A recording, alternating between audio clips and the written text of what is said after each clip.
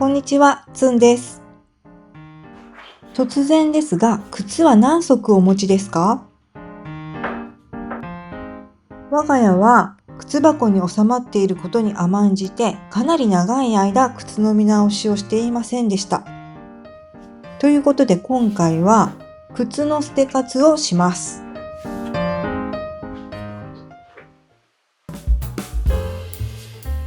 捨て活の基本は全部出しからということで、まずは全部出していきます。長年履いてない靴も結構あったので、結論から言うと今回は半分ぐらい手放す結果になりました。うちは夫婦揃ってですね、服とか靴が結構好きな方なので、昔はかなりの数を所有していたと思います。で、今から9年前、この家に引っ越しをするときに、靴は靴箱に収まるだけにするっていうふうに決めて、その時ね、割と大掛かりな捨て活をしたんですよね。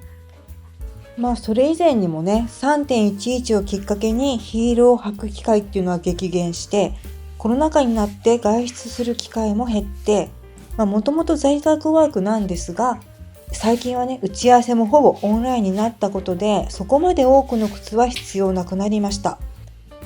今振り返れば、20代後半から40代前半ぐらいまでが持っている靴の数はピークだったかなと思います。ライフスタイルの変化で靴の数も変わるもんですね。はい、そんなこんなで全部出しが完了しました。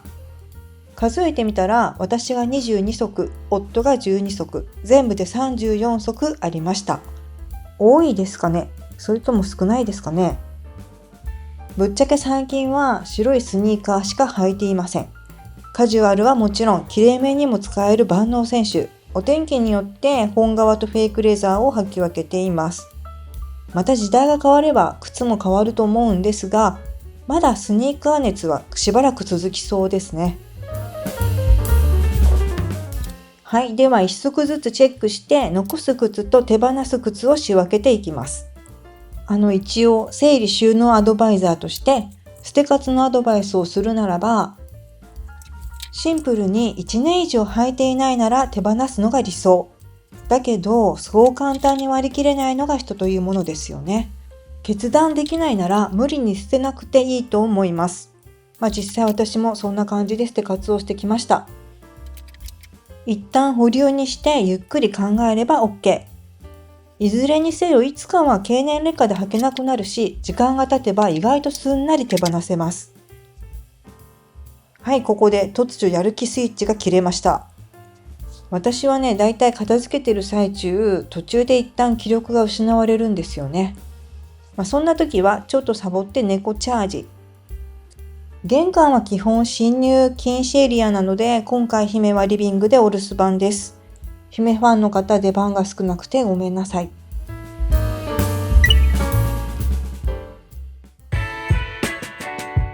はい、そして仕分けが終わりまして、残す靴がこちら。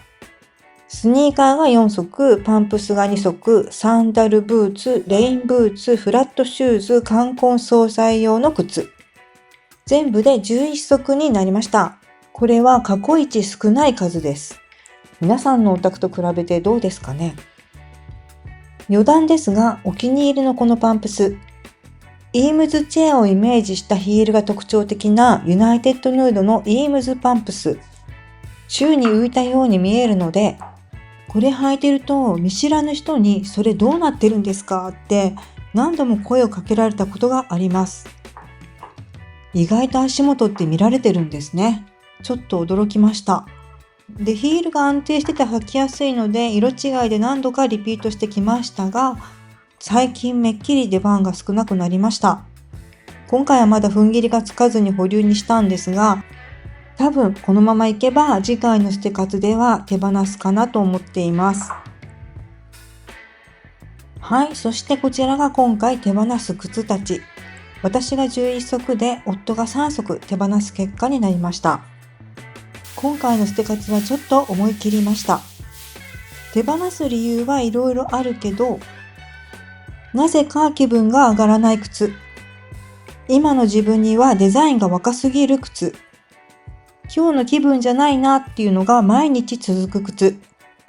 あと今ヒールはあまり履いていないので、オフィシャル用に一足あれば十分かなということで、傷がついている方は処分することにしました。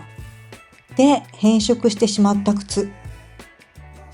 これもかなり変色してしまいましたね。お気に入りだから保留にしていたけど、もう寿命だなと踏ん切りがつきました。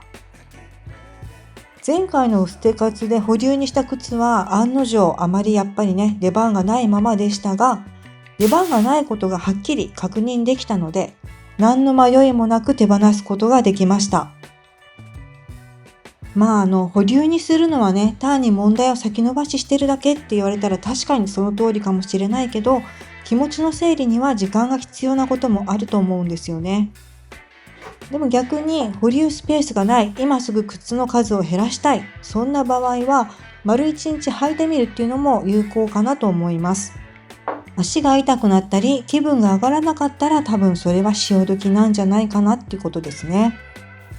ちなみに夫は古い革靴2足とスニーカー1足はもういらないそうです。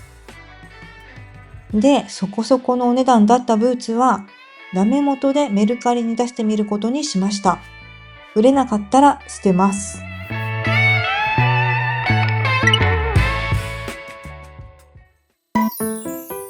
はい、靴を磨いたついでにスニーカーも洗おうと思います。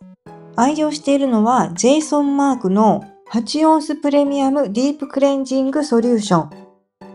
今はね、ちょっとパッケージが変わっちゃっているんですけど、これ1本で200足分洗えるのでなかなかなくならないんですよね。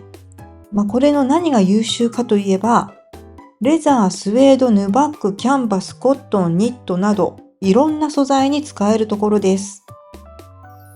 革も布も使い分ける必要がないので、これ1本持っていれば大抵の靴は洗うことができます。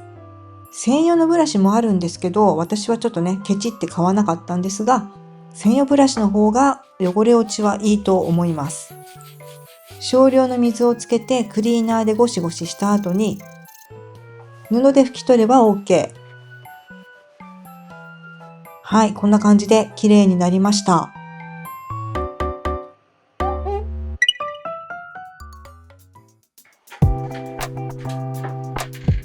では、靴箱もざっと拭いておきましょうかね。年末は靴箱の掃除をね、サボっちゃってたので、ちょうどよかったです。靴箱には備長炭シートを敷いています。除湿、消臭、防カビ効果があって、半永久的に使えるっていうのが最大のメリット。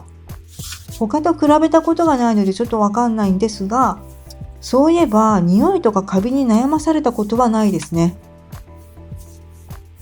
はい、では残す靴を収納し直していきます。靴ホルダーは高さの調整できるタイプを使っています。これはね、以前の動画でも詳しく説明しているので、気になる方は概要欄からご覧ください。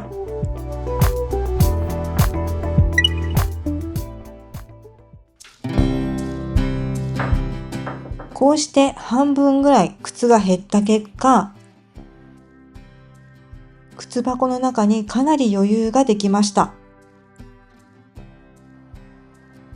一番上の棚はね、まるっと開いたので、取り出しづらかった寝室の防災グッズを玄関に移動することにしました。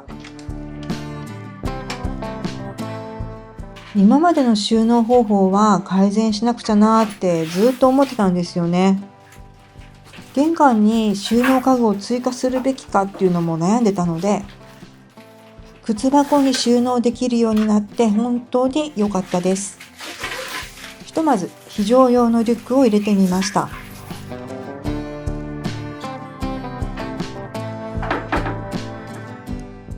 暫定ですが、まだ余裕がありそうですね。横の収納部分も放置状態で全然活用できていなかったので、これを機に改善したいと思います。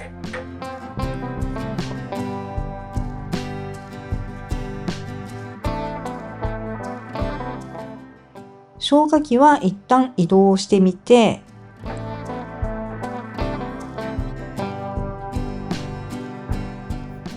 そして中身が残っているスプレー缶たち。捨てるのが面倒で、かといってもうちょっと古いのでね、使うのもどうかなっていう感じで使い切れないまま何年も放置してしまっていました。で、中身を出し切らないと捨てられないって思ってたんですが、今回自治体に確認したところ、今は中身が入ってても捨てられることが判明しました。